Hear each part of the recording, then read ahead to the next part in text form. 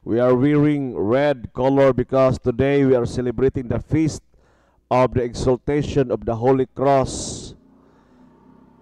Before the official birth of Christianity, there was a lady in the name of Helena, the mother of great Constantine, went to Jerusalem for a pilgrimage.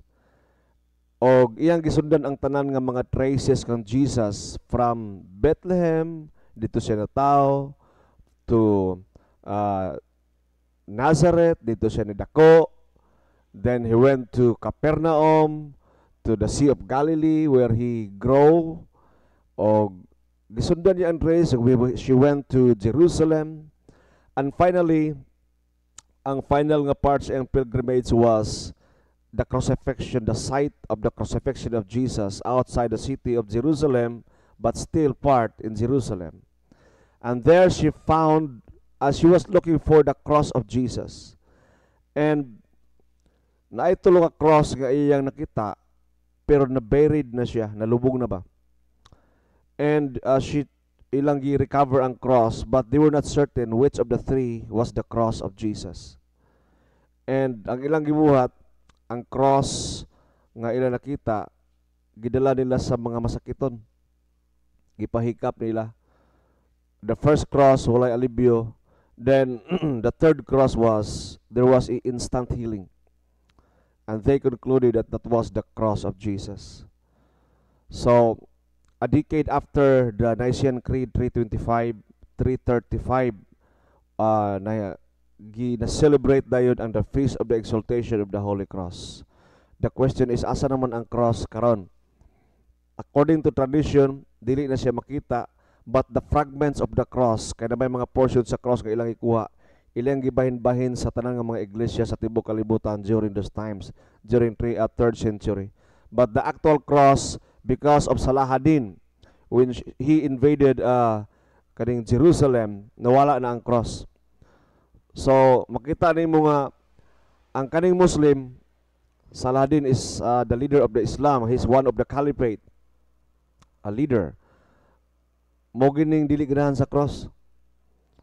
So, in fact, the Quran, kung imong basahon, they deny the divinity of Christ, the crucifixion of Christ, and the risen Lord. And also, they said that our Bible is corrupt and cannot be trusted. Only Quran is not corrupt. Where in fact, Quran came 600 years after Christianity. And they have that audacity to interpret Christian Bible where in fact they came so late nga ang Christianity ni-spread na sa tibuok kalibutan. And they said that during the crucifixion, the passion of Christ, katong gibunalan siya, God the Father is not Jesus from the crowd. And he made somebody appear like Jesus to deceive the crowd. And the one who was crucified was not Christ himself. It was just made appear to the people that it was Jesus. Because Allah, according to the Quran, Allah was a makir, meaning the king or the master of deception. But they do not know nga in Christianity, the master of deception is Satan.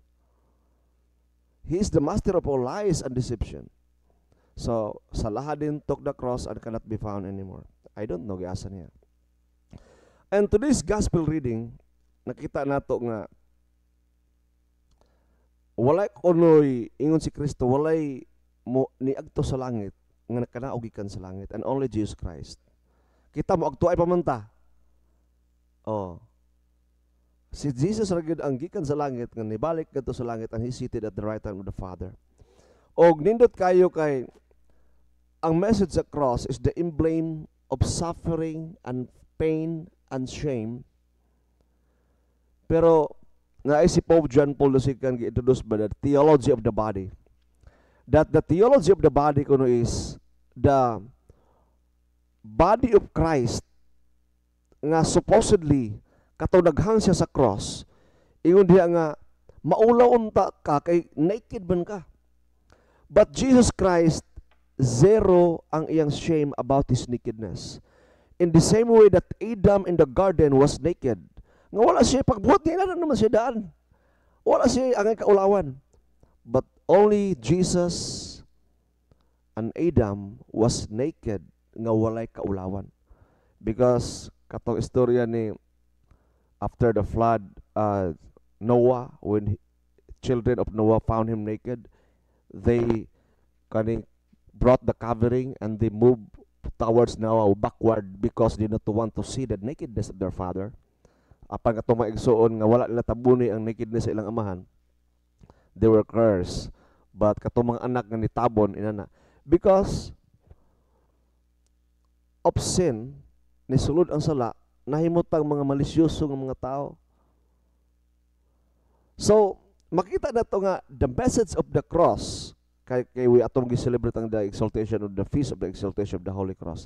The message of the cross is supposedly mo ni pinakaulaw kaayo nga kamatayon sa tao tungod kay kung ilansang ka sa cross, ikaw ang pinaka maldito, pinaka notorious nga kriminal.